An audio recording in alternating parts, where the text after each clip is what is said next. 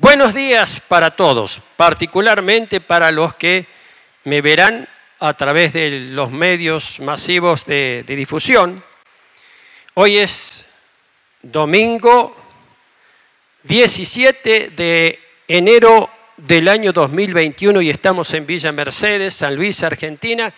Muchos de estos ya lo saben porque me han visto y siempre ubico, porque por ahí alguna gente encuentra una prédica de algún pastor, de algún siervo de Dios o de alguna mujer y le gustó, pero no saben ni quién es, ni de dónde es, en fin, muchas veces es medio incógnita.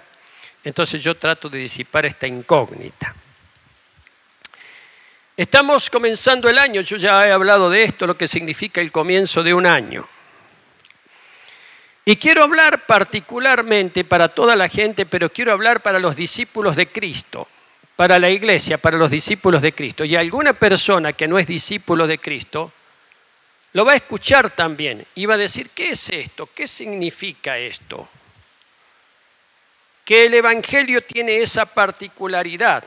El Evangelio en primer lugar te sorprende. ¿Y esto qué es? ¿Cómo es? ¿Y por qué? ¿Qué pasa? Te sorprende porque Dios sorprende. Cuando Dios actúa, siempre te va a sorprender, no importa lo preparado que estés. Parece ser que muchos están muy preparados o estamos preparados, pero cuando Dios actúa sorprende a todo el mundo. En el aposento alto, allí en Jerusalén, estaban los discípulos, 120 había, y ellos estaban preparados, estaban orando, estaban preparándose. Pero cuando vino el día de Pentecostés, nunca pensaron, nunca imaginaron que iban a suceder las cosas que sucedieron. Porque Dios te sorprende, no importa lo preparado que estés. Es muy importante esto, dejar que Dios te sorprenda, porque cuando Dios te sorprende con algo hay bendición, hay cambio, hay cosas extraordinarias. El Señor Jesucristo estaba próximo a ser entregado ya. Y en el capítulo 17 del Evangelio según San Juan tenemos una de las oraciones más importantes del Señor Jesucristo, que él oró muchas veces, pero en esta oración él ora por sus discípulos. Capítulo 17 del Evangelio según San Juan. Yo quiero relatar brevemente algunas cosas, porque este capítulo es muy fuerte, muy importante, contiene mucha revelación, contiene extraordinaria revelación de Dios, que Jesucristo lo hace en una oración al Padre. ¿Por quién? ¿Por quiénes? Por sus discípulos. Jesús oró muchas veces por muchas personas. Esta vez va a orar por los discípulos. Y dice que Jesús, levantando los ojos al cielo, oró al Padre. Nuestra costumbre, la costumbre de los evangélicos, es cuando oramos, nosotros hacemos al revés. No digo que esté mal, pero la costumbre nuestra es hacer al revés. Inclinamos nuestra cabeza en actitud de sumisión, digamos. Inclinamos la cabeza y oramos y habitualmente cerramos los ojos para no distraernos. Es una forma. Bueno, el Señor Jesús alzó los ojos al cielo para hablar con su Padre Celestial. Era muy importante lo que Él quería decir, era fundamental. Él quería encomendar a Dios Padre a los apóstoles, a sus siervos, a sus discípulos más directos. Y hay una cosa que dice, yo no voy a leer el relato, pero una de las cosas que dice es que Padre, la hora ha llegado, dice.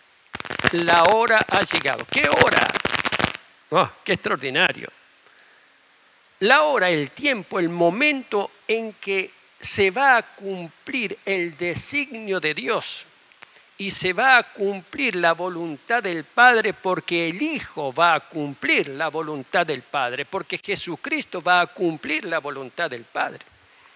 ¿Cuál era la voluntad del Padre? La voluntad del Padre es que el Hijo eterno, el Creador, descendiera de los cielos y se hiciera hombre para morir en la cruz. Había llegado la hora. Ese era el momento. Cuando nosotros decimos llegó el momento, si alguien planea algo, suponete una pareja de novios planea casarse, y planea casarse dentro de un año, y todo ese año son preparativos y son cosas, y ya finalmente llegó el momento y la novia está nerviosa y entra. Eso es lo que significa planear algo para que llegara al cumplimiento de lo que se planea. Pero este plan, un plan eterno de Dios, y había llegado el momento de cumplir ese plan eterno de Dios, porque el plan eterno de Dios se metió en una época. El plan eterno de Dios se metió en una época y llegó el momento. Y Jesús le dice al Padre, Padre, glorifica a tu Hijo. Qué cosa extraordinaria. ¿Qué quiere decir glorifica a tu Hijo? Es muy fuerte, esto es muy importante. Jesucristo se humilló y se iba a humillar mucho más todavía. Aquí hay un misterio extraordinario. El que se humilla será exaltado, dice la palabra. Jesucristo se humilló y se iba a humillar más aún en la cruz. Iba a aceptar que lo acusaran injustamente. E iba a aceptar ser llevado a la muerte injustamente. E iba a soportar una terrible muerte injustamente para después resucitar y vencer y volver a la diestra de Dios Padre. La hora había llegado, el tiempo había llegado. El momento que estaba siendo planeado había llegado.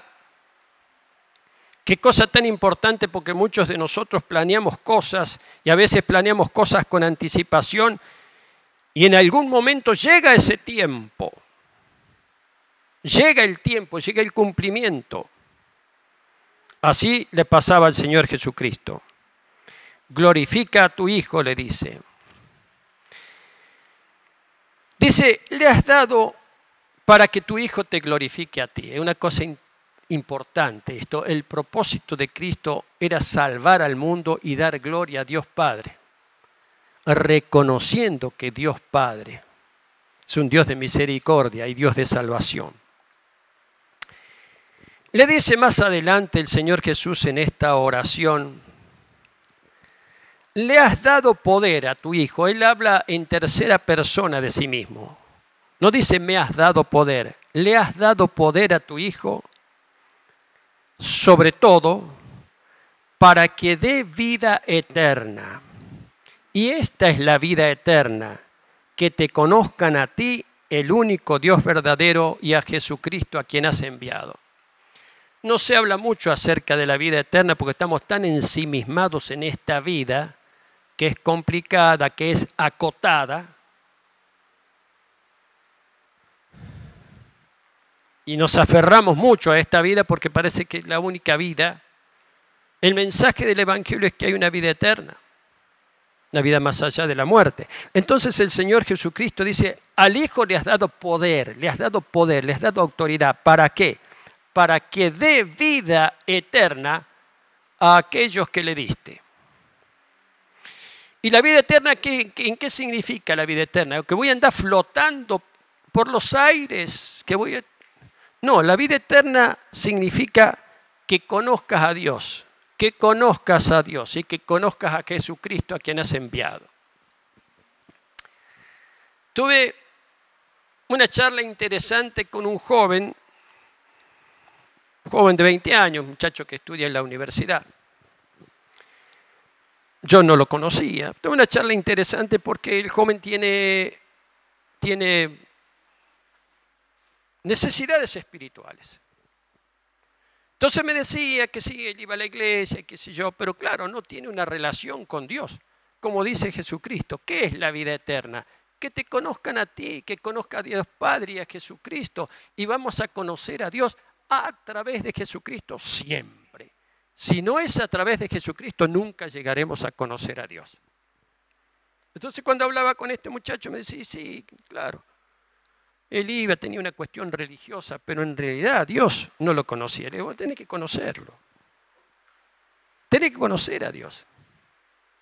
Al principio no vas a saber muy bien, pero después si persistís en la fe, vas a llegar al conocimiento de Dios porque vas a tener una relación con Dios Padre a través de Jesucristo. Ese es el Evangelio. Mucha gente que me está escuchando necesita esto.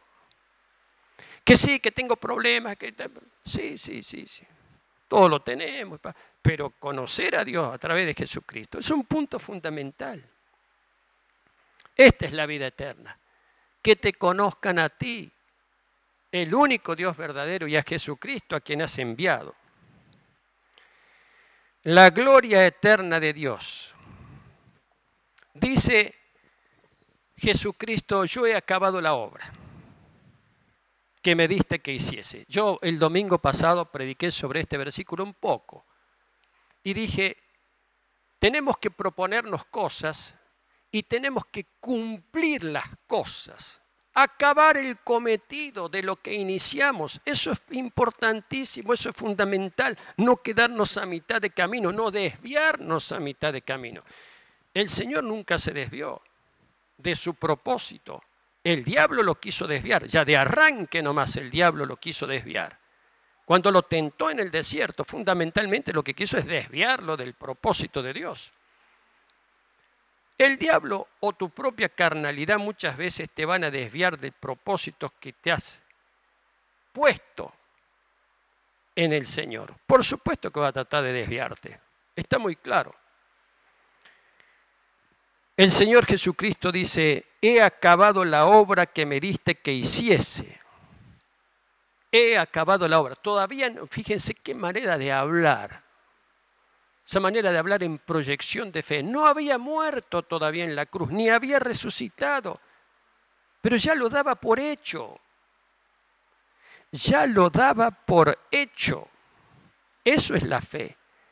En Dios, dar por hecho, dar por acabado lo que todavía no ha acabado. Te digo más, dar por hecho y dar por cumplido lo que todavía no ha sido empezado. Esa es la fe. Esa es la fe. Dar por cumplido lo que todavía no se ha gestado. Esa es la fe en Dios. Extraordinario, ¿no? Eso lo dijo Jesucristo. Cuando Él habla y dice acerca de las cosas que Él ha enseñado, dice otra cosa muy interesante. Le dice, he dado a conocerte a ti, a los hombres, a la gente te he dado a conocer a ti, al Padre. Vos me los diste, a estos los discípulos, y estos han conocido que todas las cosas que me has dado proceden de ti, porque las palabras que me diste, preste atención a esto, les he dado. Y ellos las recibieron y han conocido verdaderamente que salí de ti y han creído que tú me enviaste. He manifestado tu nombre a los hombres. Ubiquémonos en esta situación, mis queridos. Los apóstoles. Los apóstoles en algún momento fueron interpelados por un hombre que parecía un rabí, que parecía un maestro, porque ellos no conocían, no tenían ni idea de quién era, no lo conocían. Y Jesús llama a los apóstoles y ellos lo siguen. Pero después se van dando cuenta, Pedro es el primero, pero después los otros se van dando cuenta que ese rabí a quienes ellos no lo conocían y a quien ellos estaban siguiendo y los cautivaba con su enseñanza y los impresionaba con sus sanidades y con sus milagros, se dan cuenta de que ese rabí, ese hombre es el Hijo del Dios eterno. Y ellos creían en un único Dios eterno. Eran judíos, creían en un único Dios eterno. Pero después se dan cuenta que ese rabí era el Hijo de Dios, como se lo dijo Pedro una vez. ¿Ustedes quiénes creen que yo soy?, le dice el Señor Jesucristo. Y Pedro le dice, tú eres el Mesías, el Hijo del Dios viviente. Lo reconocieron como el Hijo de Dios. Y Jesús le responde, feliz de vos, Pedro, bienaventurado eres, Pedro, porque eso te lo reveló mi Padre que está en los cielos, a través del Espíritu. Es una cosa extraordinaria. Ahora, Jesús y los discípulos, Jesús y los apóstoles. Los apóstoles comenzaron relacionándose con un desconocido hasta que llegan a reconocer y aprender que ese desconocido es el Hijo del Dios eterno, del Dios de sus padres, del Dios de sus antepasados, del Dios de Abraham, de Isaac, de Jacob, de Moisés, de David. Ahí estaba, delante de ellos, guiándolos y enseñándoles. Y Jesús ahora entra al tema de la oración específica. ¿Qué es la oración específica? No es una oración general, sino una oración que va específicamente dirigida con un fin, con un propósito. Miren, hay veces que hay oraciones generales, pero hay oraciones que van dirigidas con un fin, con un propósito. Hay que aprender a orar. Y por ahí yo les diría hasta no mezclar las oraciones. Son oraciones y no mezclar. A veces hay que orar con un determinado y específico propósito y hay que aprender a hacerlo, a orar en una dirección. A orar en una dirección específica. Yo oro por esto, esto y esto. Eso es absolutamente bíblico. Porque Jesús dice, yo ruego por ellos, rogaba por los apóstoles, decía el Padre, yo ruego por ellos. Y dice una cosa interesante, no ruego por el mundo, es decir, no ruego por todo el mundo. No, ahora me voy a enfocar en estos que están acá, eran 11, quedaban 11, ya no estaba Judas. Después se irían a incorporar otros apóstoles, pero eran 11. Y Jesús ora específicamente por ellos. Pero hay una cosa muy interesante. Jesús dice claramente más adelante que si bien es cierto que ora por los apóstoles, ora también por otro grupo de gente. Es oración de Jesús. Ora también por otro grupo de gente. ¿Y cuál es ese otro grupo de gente? Los que habrán de creer en mí por la predicación de ellos. La oración de Jesús tiene un alcance atemporal, digamos. Tiene un alcance a través de los años, a través de los siglos y a través de la eternidad. Tiene un alcance. Las oraciones, mis queridos, trascienden lo temporal y trascienden también lo físico. Es una cuestión interesante porque yo puedo orar por una persona que está muy distante. Y aunque la persona esté distante y yo no pueda comunicarme con ellos, yo puedo orar y la oración es válida. O puedo orar por alguien que todavía, ponele vos, no nació. Cosa extraordinaria. La oración tiene un alcance mayor que las ondas electromagnéticas. Mayor, ¿viste? Jesús ora por los discípulos y Jesús ora por nosotros. Por eso en esta prédica me estoy dirigiendo a aquellos que creen en el Señor Jesucristo. O a aquellos que están cerca de creer para afirmar la fe, porque Jesús oró por sus discípulos, por los que tenía ahí adelante con él, pero oró también por sus discípulos a través de todos los tiempos. Jesús oró por nosotros, Jesús oró por mí, Jesús oró por vos, Jesús oró por los suyos. ¿Y qué es lo que dice? Dice una cosa extraordinaria, habla del mundo. ¿Y por qué quiero hablar de esto? Porque en este tiempo y en este año que pasó, todo el sistema del mundo ha sido conmovido. Todo el sistema del mundo ha sido conmovido. Y en esa conmoción se han desatado muchas cosas malas y muchas cosas muy malas y muchas cosas que afectan a todo el mundo, pero que afectan al Hijo de Dios, al discípulo de Cristo de manera particular. Y Jesús cuando ora por los discípulos, quiere ubicarlos o le pide al Padre que los ubique. Entonces una de las cosas que dice, yo ya no estoy en el mundo. ¿Cómo que no estás en el mundo? No, él ya, ¿cómo les puedo decir? Estaba próximo a ser sacrificado, sabía que su tiempo en este mundo en este caso no significa ni el globo terráqueo, no significa el globo terráqueo, significa el sistema del mundo. El sistema. Lo que impera en el mundo, las características de las sociedades del mundo. Eso significa en este caso la palabra mundo. Y Jesús dice, yo ya no estoy en el mundo. Voy a explicar de esta manera.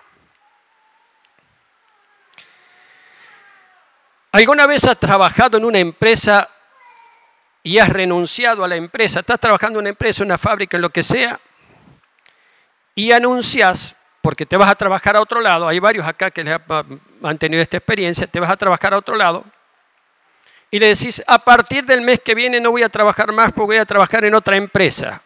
Todavía tenés un mes ahí. Escuché lo que voy a decir. Todavía tenés un mes trabajando, pero ya no estás.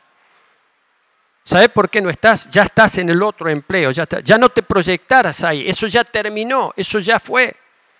Aunque todavía falte un mes, pero cada día que vas a tu trabajo sabiendo que después de un mes ya no vas a estar, lo cumplís, pero ya no estás. Mentalmente ya no estás. Jesús ya se sentía mental y espiritualmente que ya no estaba. Ya estaba más con el Padre que con los apóstoles. Yo ya no estoy en el mundo, pero estos se van a quedar, estos todavía van a estar en el mundo, en este sistema. Estos se van a tener que bancar, van a tener que vivir, van a tener que aguantar y van a tener que en algunas cosas adaptarse a este mundo. Fíjese qué cosa interesante, la oración de Jesús. Estos están en el mundo. Padre, a los que me has dado, guárdalos para que sean uno. Cuando yo estaba con ellos en el mundo, yo los guardaba. A los que me diste, yo los guardé, y ninguno de ellos se perdió, sino el hijo de perdición, para que la escritura se cumpliese. Está hablando de Judas Iscariote, que ya no estaba más con el grupo. A los que me has dado, guárdalos en tu nombre. Él encarga al Padre que nos guarde, que nos resguarde, que nos proteja.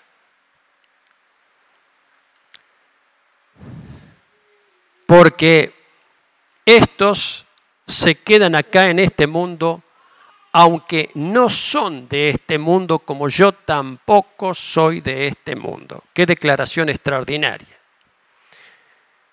No habla del globo terráqueo al referirse al mundo, habla del sistema. Así que tenés conflicto con el sistema imperante, con las costumbres. Tenés conflicto como creyente. Y sí, por supuesto, es bueno que tengas conflicto. ¿Sabes por qué? Porque no sos de este sistema. No perteneces a este sistema, aunque tengas que estar. Aunque tengas que estar y tengamos que estar. Pero el sistema del mundo no tiene nada que ver con el Evangelio. Cuando una persona se convierte al Evangelio y comienza a comprender y a entender, una de las cosas que sucede para esa persona es que empieza a estar en conflicto con el mundo, con algunas costumbres, con algunas cosas. Ya no le cae, ya no le hace bien, ya no le agrada, ya no le gusta, y ya se da cuenta que ya no pertenece a ese sistema. Todos me hacen, los que están acá, varios me hacen así, señal. Es así, no porque lo diga yo, sino porque lo dice la palabra.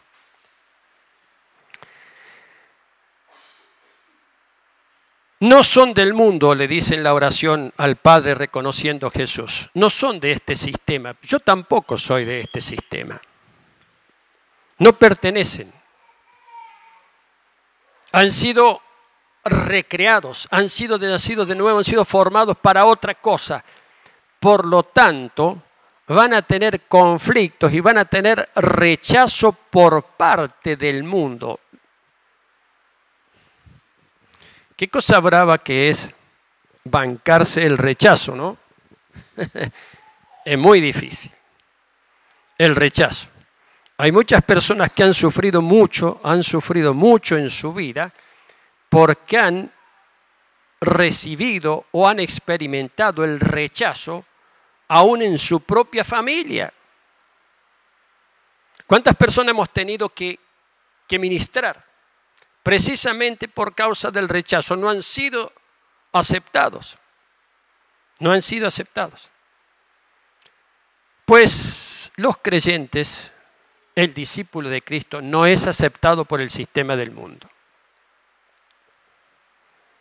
No es aceptado por el sistema del mundo.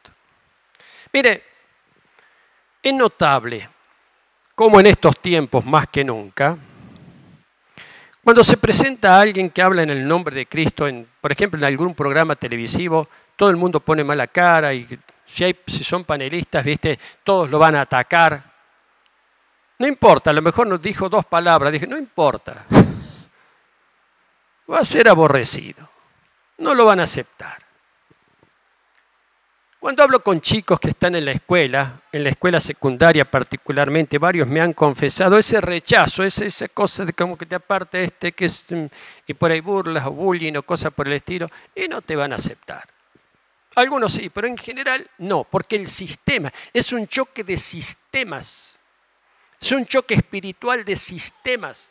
El sistema del mundo y el sistema de la iglesia, del cuerpo de Cristo, del creyente, esto hay que entenderlo. Y hay que aceptarlo. Muchos se la pasan renegando por este asunto. No reniegues. De nada te sirve. ¿Qué es lo que te sirve? Acordarte de las palabras que dice el Señor Jesucristo. Y acordarte que Él oró por vos, para que prevalezcas.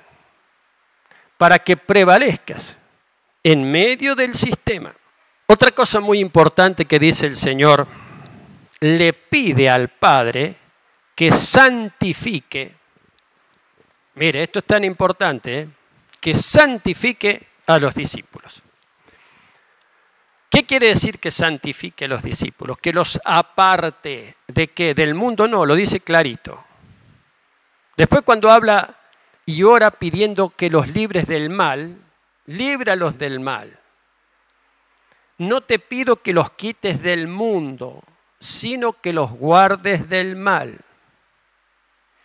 Vas a tener que estar en este sistema, pero Dios te resguarda.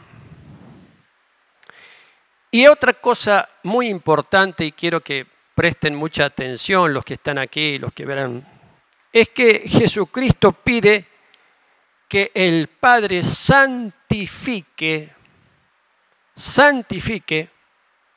a los discípulos. El concepto de santidad en la revelación bíblica es apartarse de, santificar es apartarse de, no mezclarse con algunas cosas. Santificar significa apartar para Dios. Apartar para Dios.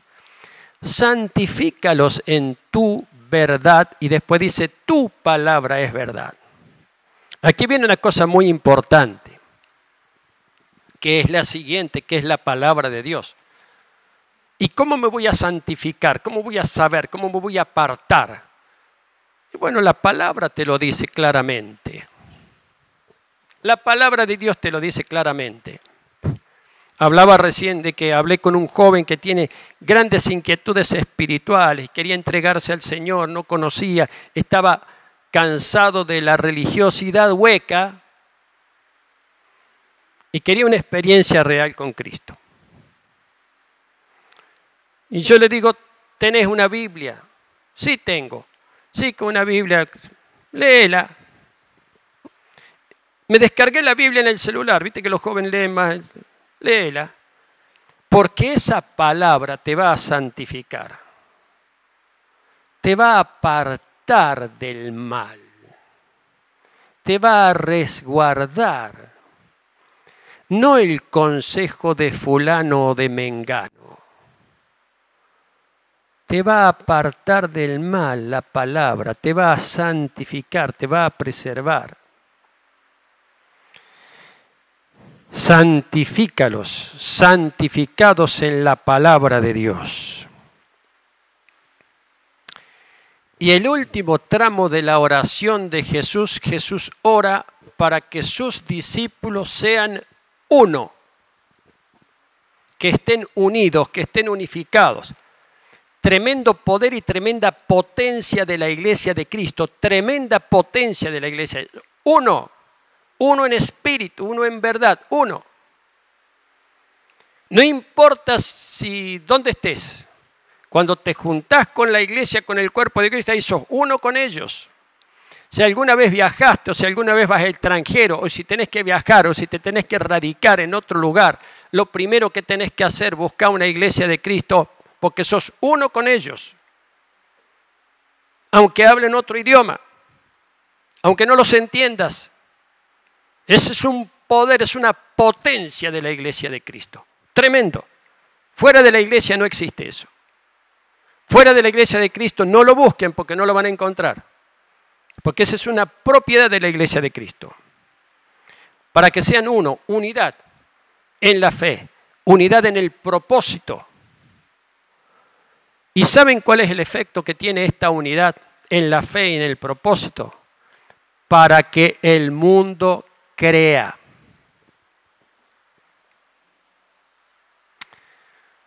No sé cuál ha sido, hay muy distintas experiencias, mis queridos, en todas las personas. Mi experiencia de muy jovencito, 15 años, cuando entré al Evangelio y conocí el primer grupo de creyentes evangélicos, una de las cosas que me impactó era la unidad. La unidad. Hablaba con uno y te decían una cosa, hablaba con otro y te decían lo mismo. La unidad de la fe.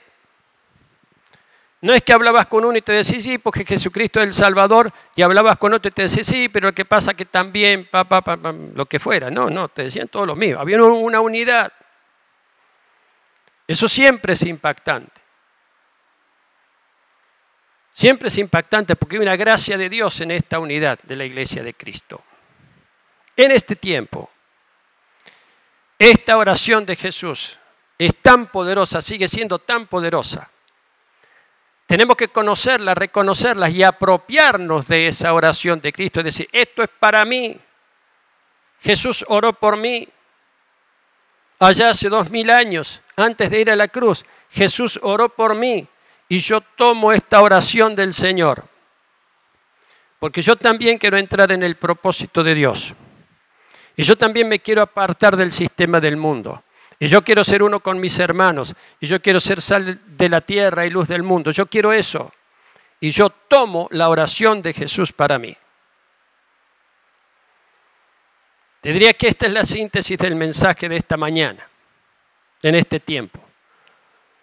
Si tenés una Biblia, lee el capítulo 17 del Evangelio según San Juan y a esa oración de Jesús decís, gracias Padre, porque el Señor Jesucristo oró por mí, yo tomo esta oración para mí. A las bendiciones de Dios, yo ya he enseñado esto muchas veces, y tal vez no lo entiendas, pero a las bendiciones de Dios hay que tomarlas. Hay que apoderarse de las bendiciones de Dios y no soltarlas. Que no se escurran entre los dedos, que no se diluyan con el tiempo, sino que fructifiquen. Quiero dejar esta palabra en esta mañana, que es una palabra de fe, porque el Señor Jesucristo, al orar por los discípulos, al orar por los apóstoles y al orar por nosotros también, nos está infundiendo fe y nos está diciendo, he orado al Padre por ustedes.